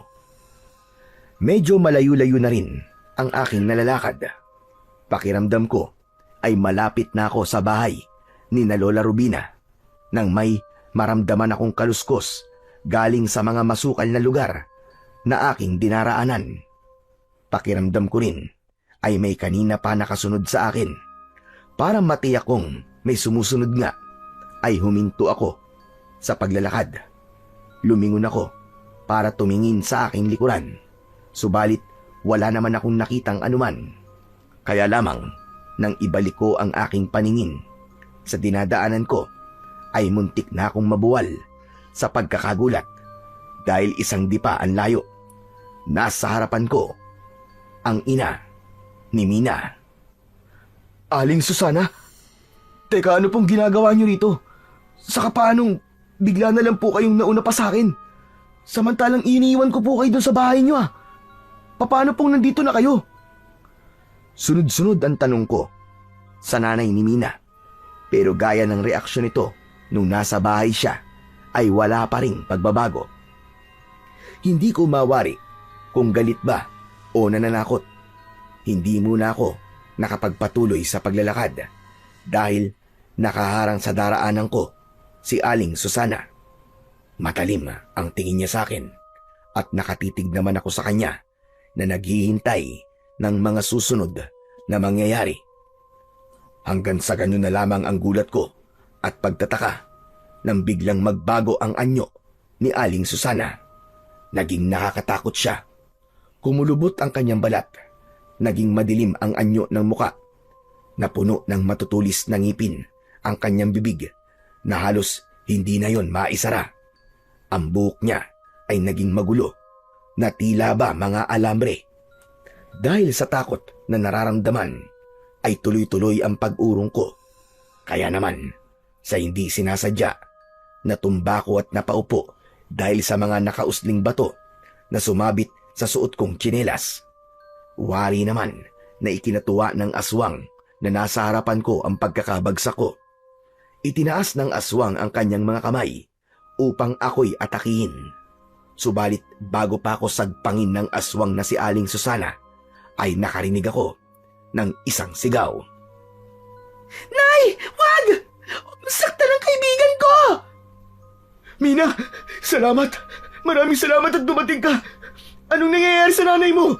Bakit ganyan siya? Gusto niya akong patayin! Pasensya ka na, Jomar. Hindi ko rin alam kung bakit nagiging ganyan si nanay. Nagiging halimaw siya. Hindi mo alam? Hindi. Kailan lang nang nagkaroon siya ng pagbabago. Kaya nga lagi ko siyang binabantayan dahil dumarating ang oras na nagbabago ang anyo niya. Gaya na lamang na nangyari ngayon. Ang totoo, hindi naman dati ganyan ang nanay ko. Mabait siya at mahilig makipagkwentuhan. Pero hindi na siya ganun ngayon. Halos hindi na rin siya nakakapagsalita, kundi laging masama akong tumingin, lalo na sa ibang tao. Alam kong naramdaman mo yung kanina, Jomar. Oo, Mina. Kaya nga, hindi na rin ako nagtagal dahil naiilang ako eh. At natatakot ako sa nanay mo. Hindi ako komportable. Alam ko yun. Kaya nga, sinundan kita dahil biglang nawala rin si nanay. At alam kong sumunod siya sa'yo. Pero huwag kang mag-alala, Jomar. Walang masamang mangyayari sa'yo. Ako ang bahala sa kanya. Pero sa nakikita ko, isa ng halimaw ang nanay mo. Isa na siyang aswang. Siguro nga. Pero kahit aswang pa siya, titiyakin ko na wala siyang gagawing masama. Hindi siya makakapaminsala ng mga tao. Gagawa ko ng paraan para mawala ang pagiging aswang niya. Dahil sa pagdating na yon ni Mina, ay nakita ko rin ang pagbabago muli ng anyo ni Aling Susana. Bumalik ito sa dati niyang anyo. Nawala ang pagiging isang halimaw. Pero ang nakakatakot na reaksyon ng muka ay namalagi. May ipinulupot si Mina sa kamay ng nanay niya. Mina, ano nilagay mo sa kamay niya? Isang kwintas. Nayari sa mga buto ng halamang gamot. Nakokontrol ng mga buto ng halaman ang anumang masamang espiritu na nasa katawan ng nanay ko. Nakalimutan ko lang kasing ilagay sa kanya kanina nang naroon ka sa bahay. Hindi sana nangyari ito. Sige na, Jomar. Iwan mo na kami. Umuwi ka na. Titiyakin ko sa'yo na hindi ka na masusundan pa ng nanay ko. Nang makarating ako ng bahay ni na Lola Rubina, ay naroon pa rin sa dibdib ko ang labis na kaba. Tama ang hinala ko na nag-aalala na sina Tatoy at ang lola niya sa akin. Akala nila ay may kung ano nang nangyari sa akin. Pards naman oh. Pinakaba mo ako ah. Akala ko napahama ka na eh. Bakit kasi hindi ka man lang nagpaalam na maglalakad-lakad ka pala? Pasensya na po kayo, Lola Rubina. Tatoy, tulog pa kasi kayo kanina eh. Pero wag na po kayong magalit. Wag na po kayong mag-alala dahil okay lang naman po ako eh. Sure ka ba? Ayos ka lang? Pansin ko kanina na dumating ka para ka namumutla eh. Para bang nakainom ka ng sangkaterbang suka. Kitang-kita ko kaya sa mukha mo ang kaba. May nangyari ba? Hindi ko kailangang ilihim ang mga nangyari at naging karanasan ko ng araw na yon. Kaya naman, nagpasya na ako na sabihin kay Tatoy at Lola Rubina ang nangyari sa akin. Anak nang, buti na lang pala. Hindi ka pinabayaan ni Mina. Oo nga, Tatoy. Ayaw rin niya ako mapahamak at gumawa ng masama ang kanyang nanay sa akin. Ang nangyari kay Susana, sa nanay ni Mina, katunayan lang yon na nagkakaroon na ng bisa ang lakas ng mga abalanhig, lalo na't mamayang gabi na ang pagpasok ng undas. Yun na rin ang simula ng pagbangon ng mga namatay na aswang na ipapasa na nila ang pagiging aswang. Kailan pa po naging aswang ang nanay ni Mina? Kailan lang din, napasahan siya ng pagiging aswang. Subalit, kulang pa ang kanyang kakayahan. At sa pagbangon ng mga namatay na aswang, ay magkakaroon siya ng panibagong lakas. Sa pamamagitan yon ng sariwan dugo na kanilang maiinom mula sa mga dayong kagaya mo. Kung nanay ni Mina ay aswang, ibig sabihin, aswang din po si Mina? Magyayari yun sa hinaharap sa takdang panahon kapag naipasa na nila kay Mina ang pagiging aswang. Lalo na kapag malapit na silang mamatay. Ililipat lang nila ang pagkaaswang sa kanilang maiiwang kadugo. Kung ganun, ang pagbangon ng mga namatay na aswang ang kailangan makontrol, Lola Rubina. Dahil nasa kanilang susi para lalo silang lumakas at dumami ang aswang dito sa Barrio Noches. Tama ka, Apo. Kaya kailangan ko ang tulong yung dalawa. Yan din siguro ang dahilan kung bakit kayo napadpad sa baryong ito. Kaya naman, ng araw ding yon, pagkatapos naming mag-almusal, ay masinsinan kaming kinausap ni Lola Rubina. May mga dapat daw siyang sabihin sa amin, lalo na't hinihingi niya ang tulong namin ni Tatoy. Isang lumang banga ang kinuha ni Lola Rubina sa isang lugar sa kanyang bahay. Ano po meron sa banga na yan, Lola? Nasa loob dyan ang ilang bagay na maaari niyong gamitin para hadlangan ang mga babangong amalanhig na maghahasik ng lagim dito sa baryo. Nakikinig lamang ako sa mga sinasabi ni Lola Rubina. Binuksan niya ang takip ng banga. Napansin ko ang kulay abong usok na lumabas sa loob nun nang tanggalin na niya ang takip. Saka kinuha sa loob ng banga ang bagay na nababalutan ng itim na tela. Ibinaba niya yon sa aming harapan. Kapwa naman kami tahimik ni Tatoy. Naghihintay na alisin ni Lola Rubina ang nakabalot na itim na tela. Tinanggal ni Lola Rubina ang buhol sa telang itim. Binuksan niya yon. Tumambad sa harapan namin ng kaibigan ko ang kambal na punyal. Subalit puti ang kulay ng talim nito. Tig-isang ibinigay yun sa amin ni Tatoy.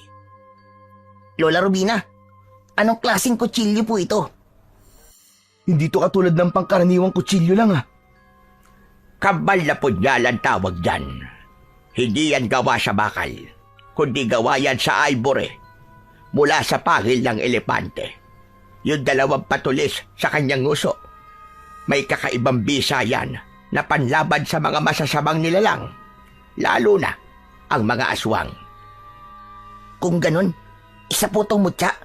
Yung po ba ang ibig sabihin, Lola Rubina? Tama ka, Apo. Bigay sa lolo mo ng isang katutubo na naging kaibigan niya. Kaya mahalaga ang kambal na punyal. Itinago ko yan dahil wala akong mapagkakatiwalaan na pwedeng gumamit. Pero ipapagamit niyo po sa amin ni Jomar. Oo, Tatoy. Dahil alam kong kayo ang karapat-dapat para gumamit ng kambal na punyal.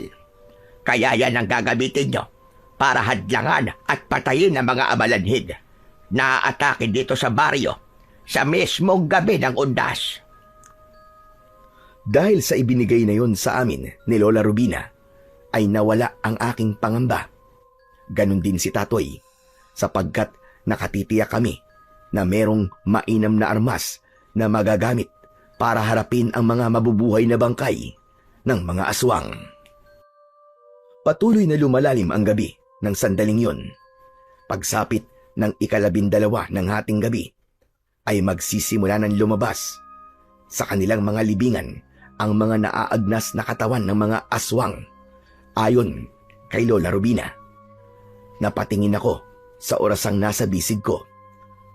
11:00 na ng gabi, 1 oras na lang at simula na ng lagim sa Barrio Noches. Kapwa hindi na kami makatulog sa pag-aabang ng oras. Maya-maya pa ay umalulong ang isang aso. Mahabang alulong na nagpatayo ng aking balahibo.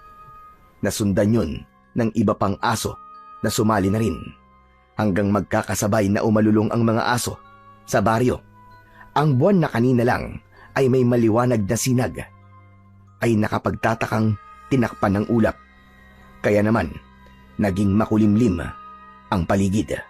Waribay natakot din ang buwan sa kadilimang nakatakdang maganap sa mga oras na yon. Kapwa na namin inihanda ng kaibigan ko ang aming sarili. Hawak na namin ang punyal na gawa sa pangil ng elepante. Napatingin ako kay Lola Rubina. Tahimik lang sa isang bahagi ng bahay. Hawak naman niya ang isang supot. Pinagmasdan ko yun. Nakita ko na mga butil ng bawang na sadya niyang pinag-iwahiwalay upang dumami. Ito ang kanyang magiging pananggalang laban sa mga aswang na amalanhig. Maya-maya pa ay may naamoy akong hindi kaaya-aya. Napatingin ako kay Tatoy. Napasimangot ako dahil sa aking naaamoy. O, teka. Ba't ganyan ang pagkakatitig mo sa akin, Pards? Ang baho kasi. Mukhang nagpalabas ka na naman ng hindi magandang amoy. Oy. Ayos ka lang ba? Tahimik ang tiyan ko, no? Hindi ako nagpapasingaw. Baka ikaw. Tapos ibibintang mo lang sa akin. Sabi nga, kung sinong unang pumiyok ay siyang nangitlog. Hoy, hindi ako ah. Saka, konti lang kinain ko kanina, no? Huwag na nga kayo magtalo. Ano ba kayo? Hala, kayo naman po pala yun, Lola Rubina eh. Dapat po mag-CR na kayo. Amoy bulok na po yan eh. Ilabas niyo na. Jaske kang bata ka. Hindi rin ako. Saka hindi ganun katindi ang amoy ng kwan ko. Saan po yung galing? patungo dito sa lugar natin na simoy ng hangin. Ibig lang sabihin, dala ng hangin ang amoy nila. Ibig niyo sabihin, yung bumangong mga bangkay na aswang sa sementeryo? Ganun na nga. Lumabas na sila ng kanilang libingan. Nagsisimula na silang maglakbay at patungo sila rito dahil tiyak naaamoy na nila ang inyong sariwan dugo. Naku po, eto na nga yun. Wala na tong atrasan. Mapapalaban na talaga tayo, Jomar. Handa na ako, Tatoy. Hindi ko sila tatantanan.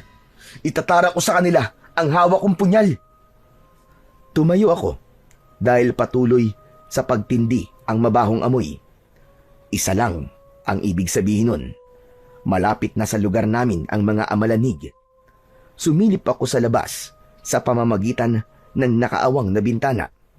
Mula sa di kalayuan ay may nakita akong gumagalaw at mabagal na lumalakad. Pakiramdam ko ay sila na ngayon, patungo na sa kinaroroonan namin, ang mga aswang na amalanhig. Pards, humanda na tayo. Malapit na sila. Kanina pa ako nakahanda, Pards. Bakbaka na to. Sumilip din sa labas ng bahay si Tatoy. Nanlaki ang mga mata niya at napa Jesus Mariose pa nang makita ang mga gumagalaw na nilalang. Kasabay ang matinding mabahong amoy. Nakarinig din kami ng sigawan ng mga tao. Ipinagtaka ko yun dahil ang buong alam namin ay tanging kami lamang ang pakay ng mga amalanig. Subalit bakit ngayon ay tila may iba silang nais biktimahin? Lola, ano po nangyayari? Bakit may mga tao po sumisigaw sa labas? Sila ang mga taga rito na nakita ng mga amalanhig sa labas ng bahay sa mga lugar na kanilang dinaraanan. Maging sila po ay biktima na rin? Interesado rin sila sa dugo ng mga yon? Hindi, Apo. Kundi ang interes nila ay maging aswang din ng mga taong yon. Oras na makagat sila ng mga amalanhig, mawawalan sila ng malay. Posibleng mamatay din. Pero kapag nabuhay uli sila, magiging amalanhig din sila. Kailangan rin namin silang tulungan, Lola. Halos hindi pa natatapos sa kanyang sasabihin si Tatoy ay naramdaman kong tila nililindol ang aming bahay. Inuuga ito ng mga amalanig. Kasabay nun ang kanilang nakakatakot na mga pag-angil. Anak nandito na sila, Lola Rubina. Mahabagin langit, sisirain nila ang bahay ko. Sa pilit na silang papasok dito. Anong gagawin namin, Lola Rubina? Kailangan lumabas tayo. Sa labas, doon yung sila harapin. Mawawasak ang bahay na ito kapag nagpumilit silang pumasok. Kapag lumayo sila, lalagyan ko ng pagontra ang palibot ng bahay ko. Kaya dapat silang umalis dito. Wala kaming nagawa ni Tatoy, kundi sundin ang sinabi ni Lola Rubina. Binuksan ni Tatoy ang pintuan ng bahay at nagmamadali kaming lumabas. Hindi kami makapaniwala sa nakita naming mga amalanig. Grupo-grupo sila at handa nga silang atakihin kami. Nang makalabas ako ng pinto, ay nagmamadali akong tumakbo. Nauna na ako at nakita ko na kagad na pumihit ang mga amalanig para sundan ako. Naiwan si Tatoy pero ramdam kong nakasunod na rin siya. Samantalang si Lola Rubina naman ay napaligiran ng mga amalanig. Nakita ko, nakasunod ko nga si Tatoy. Hindi nga nakasunod sa amin si Lola Rubina. Naiwan sa loob ng kubo si Lola Rubina, Pards. Anong gagawin natin? Hindi ko maaaring pabayaan ang lola ko. Babalikan natin siya. Bumalik kami ni Tatoy. Nagkatalikuran kaming magkaibigan para harapin ang mga nabuhay na bangkay ng mga aswang. Tama na yan! Pabayaan niyo ang lola ko! Mga jablog buwang kayo! Mga bigi ba kayo? Tantanan niyo si Lola Rubina! Kami ang harapin niyo! Mga mababahong aswang! Sa ginawa kong pagsigaw sa mga amalanig, ay isa-isang naglingunan sa amin ni Tatoy ang mga kampon ng dilim. Lumapit ang mga ito at iniwan ang bahay. Nakakadiri ang itsura ng mga aswang amalanig. May mga luwa ang mga mata. Ang iba naman ay kita ang lumalabas na mga naaagnas na lamang loob. May ibang halos humiwalay na ang ulo sa katawan. May mga bahagi ng katawan na tila bali-bali na. Ang pinakamatindi pa sa lahat ay ang nakakasulasok nilang amoy na humahalo sa simoy ng hangin. Wala kaming ibang pagpipilian kundi ang harapin ang mga nabuhay na bangkay sa Barrio Noches. Inihanda ko ang hawak kong punyal. Halos masuka-suka ko sa amoy ng mga amalanig pero tiniis ko yun. Sinugod ko isa-isa at ibinaon sa kanilang katawan ang hawak kong punyal. Sa bawat pagsaksak ko gamit ang hawak kong punyal ay lumalagpas ang aking braso sa kanilang katawan. Lumulusot yun dahil nga litaw na ang kanilang lamang loob. Naririnig ko rin ang pandidiri ni Tatoy. Katulad din ng nangyari sa akin ang kanyang nararanasan. Lumulusot din sa katawan ng mga amalanhig ang punyal na isinasaksak sa kanila. Kaya ang ginawa ko ay sa kanilang bunbunan ko isinaksak ang hawak kong armas. Sa bawat saksak ko sa kanilang bunbunan na tumatama sa kanilang mga bungo at nakikita ko ang kanilang pangihina hanggang sa tuluyang bumagsak. Kaya sinigawan ko si Tatoy kung ano ang dapat niyang gawin. Sinabi ko na gawin din niya ang aking ginawa. Sinunod naman ito ng kaibigan ko. Dinig na dinig ko ang kanyang pagsigaw sa bawat amalanig na kanyang napapatay. O ano? Akala nyo yata may isahan nyo kami ha? Sige, umungol ka pang aswang ka hanggang gusto mo. Hataw lang ng hataw, Tatoy! Birahin mo ng birahin! Oo, Pards, pero bumabaligtad ng sikmura ko sa amoy ng mababahong amalanig na to. Ako din, Tatoy! Pero kailangan natin pagtiisin yun, kundi tayo papatayin ng mga amalanig na to! Ipinagpatuloy namin ang pagharap sa mga bangkay na aswang na nabuhay. Tila hindi nauubos ang mga ito. Kung may mga napapatay kami ni Tatoy, ay merong dumarating at mas marami pa. Ibig lang sabihin, maraming mga bangkay ng aswang ang nakalibing sa sementeryo ng Barrio Noches. Hindi ngayon nakapagtataka dahil nakilalang baryo ng mga aswang ang nasabing lugar ayon sa pagkakakwento ni Lola Rubina. Yun nga lang, hindi siya naging kauri ng mga aswang. Ayon din sa kanyang kwento, ay may mga katulad niya sa baryo na piniling manatiling normal na tao kaysa ang maging bahagi ng mga nilalang na naghahasik ng dilim. Ayaw nilang maging aswang at nagawang igalang yon ng mga naninirahan doon. Kaya nga lang, kapag dumarating ang ganung pagkakataon na bumabangon ng mga aswang na namayapa na, hindi sila ligtas sa pagsalakay ng mga ito. Napatingin ako kay Tatoy, pinipilit pa rin niyang harapin ang mga amalanig. Saglit pa, ay narinig ko ang sigaw ni Lola Rubina. Humihingi siya ng saklolo. Nakita ko na nasa labas na rin siya ng bahay at hawak ng mga amalanig. Nakuha rin pala si Lola Rubina. Hindi sila interesado sa dugo ng isang matanda. Pero maaari nila itong isama sa kanilang pinanggalingang hukay para ilibing ng buhay at maging aswang amalanig din sa darating na panahon. Delikado si Lola Rubina! Hindi siya dapat mapahamak! Jomar! Si Lola! Halika, Tatoy! Tulungan natin siya! Iniwan namin ni Tatoy ang pagharap sa ibang mga amalanig at pinuntahan namin si Lola Rubina upang tulungan. Wala na ang bawang na ginagamit niyang pangontra. Posibleng naubos na ang mga ito. Tatoy! Jomar! Mga apo, tulungan niyo ako! Ayoko sumama sa mga mamamahong amalanhig na ito! Tulungan niyo ako! Huwag po kayo mag-alala, Lola! Kami po ang bahala sa inyo! Nang lapitan namin ni Jomar, ang mga amalanig ay iniwan nila si Lola Rubina at kami ang sinugod ng mga ito. Naamoy kasi nila ang sariwa naming dugo at yun ang nakaengganyo sa kanila. Subalit hindi kami papayag na matikman nila ang dugo namin dahil magiging paraan yun para mabuo sila at magbalik sa dati nilang normal na kalagayan. Huwag na kayong ambisyoso, mga amalanig! Ang dapat sa inyo ay maubos na. Ang kukulit niyong mga amalanig kayo! Sinabi lang hindi kami magpapakain sa inyo! Hayop kang amalanig ka. Ibabaon ko sa bunbunan mo ang punyal na to. Ha! Ako rin! Ibabaon ko to sa mga mata mong nakaluwa na! Kahit totoong nakakadiring makipaglaban sa mga bangkay na aswang na nabuhay, ay dapat naming gawin yon.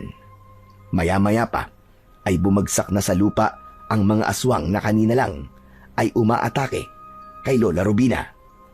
Iginala namin ang aming paningin. Kakaunti na ang natitirang mga amalanig. Marami na ang nakahandusay at nagkahiwa-hiwalay ang mga katawan. Pards, kakaunti na lang sila. Tama ka, Tatoy. Kaya ubusin na natin ang mga natitira pa. Huwag kayo magpakampante, mga apo. Mahaba pa ang gabi. Ano pong ibig niyo sabihin, Lola? Hanggang hindi pa nagliliwanag, ay patuloy na darating ang iba pang mga amalanig. Ano?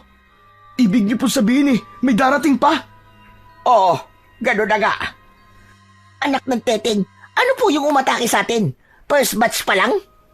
Basta ang alam ko, meron pang grupo ng mga amalanig ang posibleng dumating. Mas matatapang sila at mas mababagsik. Ano pang hinihintay natin, Jomar? Ubusin na muna natin ang mga natitira. Oo, Tatoy. Kung totoo ang sinasabi ni Lola Rubina, kailangan malipol na muna natin itong mga naiiwan. Kaya pinagtulungan naming harapin uli ang mga naiwang mga amalanig. Dahil kakaunti na lang sila, kaya saglit lang ay tumimbuwang na ang mga ito. Subalit pagkatapos na bumagsak ang mga natitirang amalanig na nakasagupa namin, ay muling umalulong ang mga aso, hudyat ng panibagong panganib. Diyos ko po, parating na sila, mga apo. Ang ikalawang grupo ng mga amalanig. Tama ka, mas maging maingat kayo dahil hindi sila kasing hina ng mga naunang grupo. Ano pong ibig niyo sabihin, Lola? Kung ang naunang mga amalanig ay naaagdas na at halos humihiwalay na ang mga laman sa katawan, hindi ang mga paparating. Ibig sabihin, mga buo na po sila? Tama ka, Tatoy. Sila mga bangkay ng aswang na hindi pa natatagalang ilibing. Iginala ko ang aking paningin hanggang dumating na nga ang mga bagong grupo ng mga amalanig. Mas mabibilis silang kumilos, hindi gaya ng mga nauna. Lola, umalis na muna kayo. Bumalik na kayo sa bahay. Delikado kung makikita nila kayo. Oo, apo. Kayo na ni Jomar ang bahala sa kanila. Ipagdadasal ko kayo.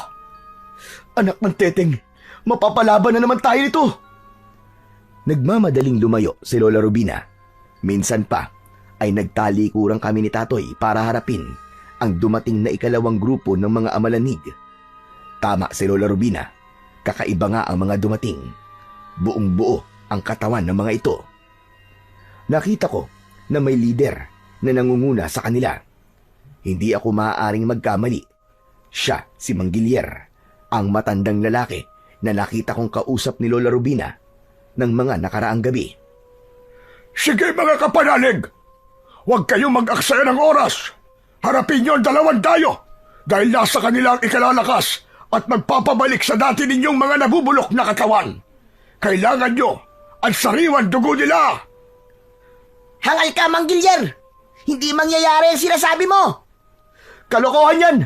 Hindi kami makapapayag na maging biktima ng mga kapanalig mo! Ang dami niyo pa satsat.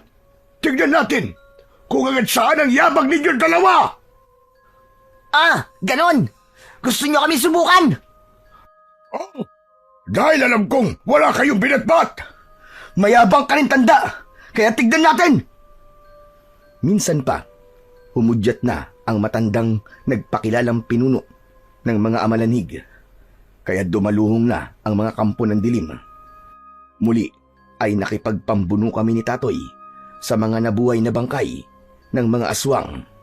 Hindi na kailangan sa ulo sila saksakin, kundi maaari na rin sa kanilang katawan. Buo pa ang katawan ng mga ito, kaya hindi tumatagos ang hawak naming punyal.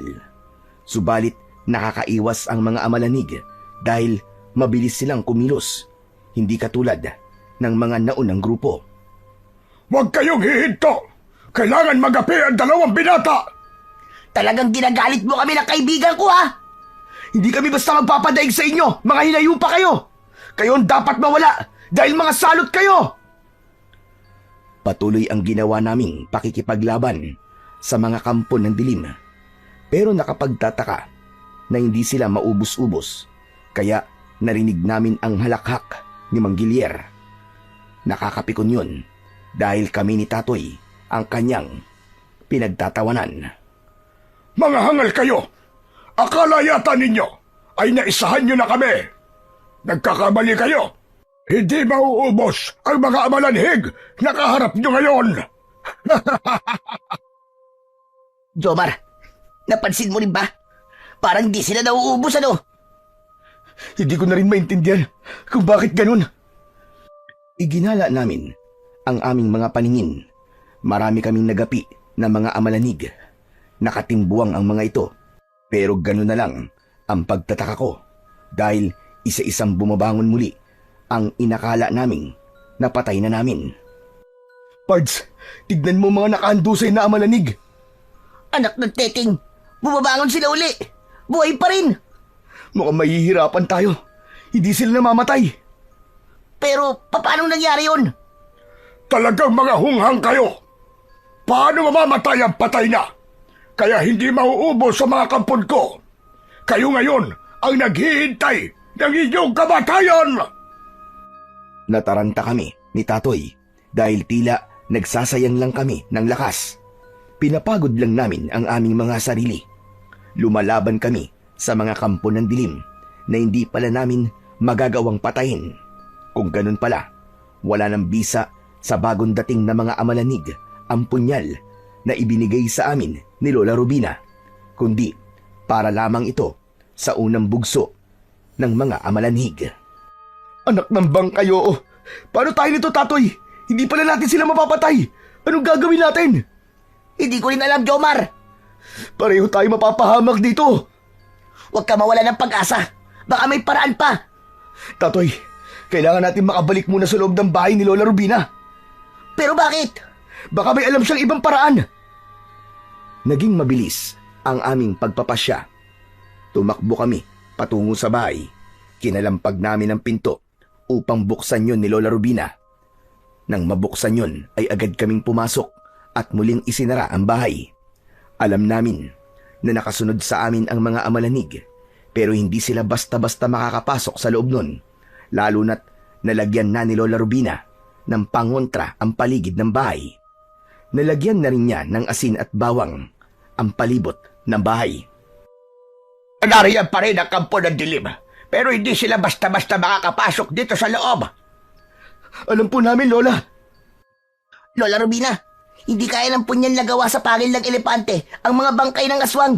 Kakaiba na po sila. Si Mang Gilier, kasama po nila.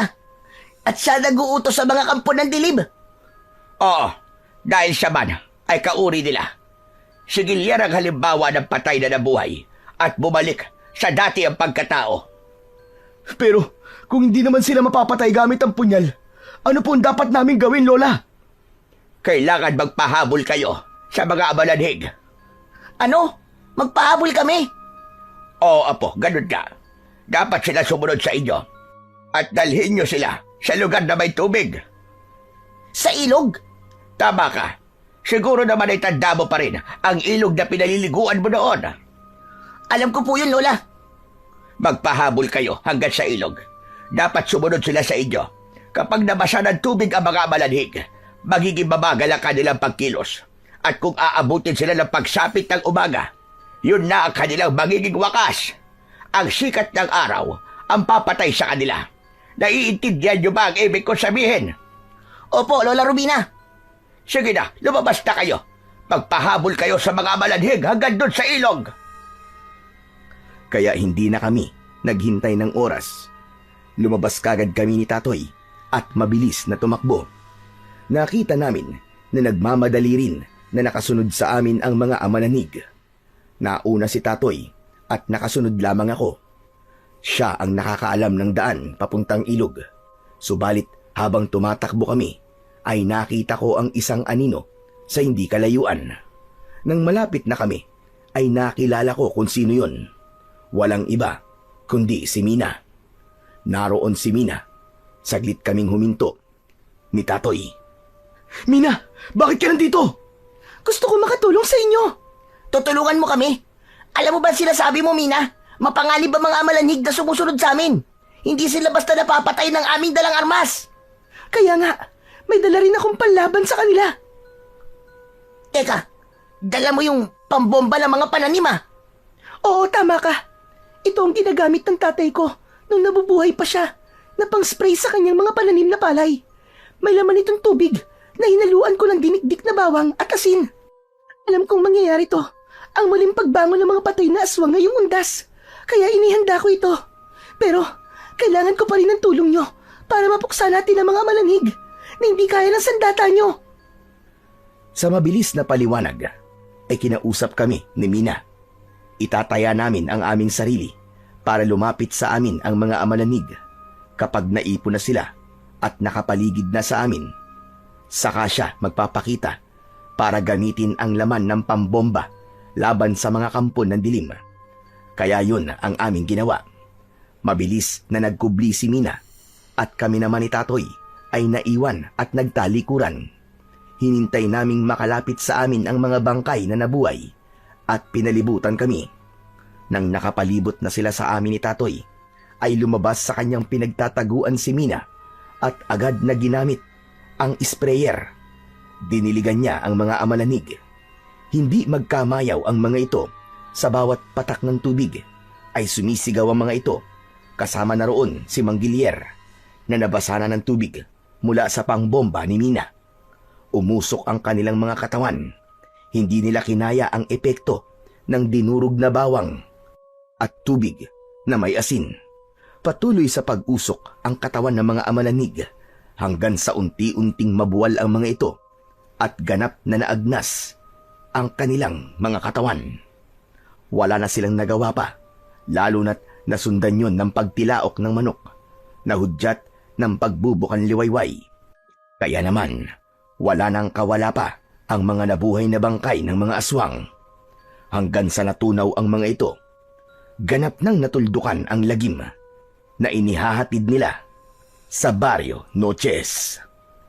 Labis ang pasasalamat ni Lola Rubina sa mga nangyari. Siyempre, malaking bahagi rin si Mina dahil ganap nang nalipol ang mga amalanig. Ay mawawala na rin ang espiritong umalipin sa nanay ni Mina at bumalik na ito sa dati. Tapos na ang undas sa Barrio Noches. Pabalik na kami ng syudad. Ang naging karanasan ko sa probinsya ng lola ni Natoy ay karanasang hinding-hindi ko malilimutan.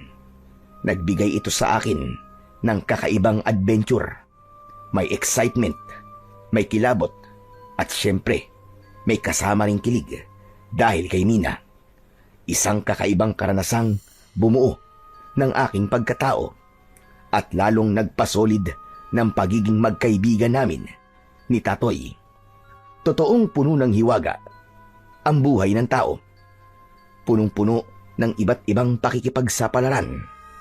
Subalit anuman ang ating harapin, anuman ang ating pagdaanan, isang bagay lang ang dapat nating isipin.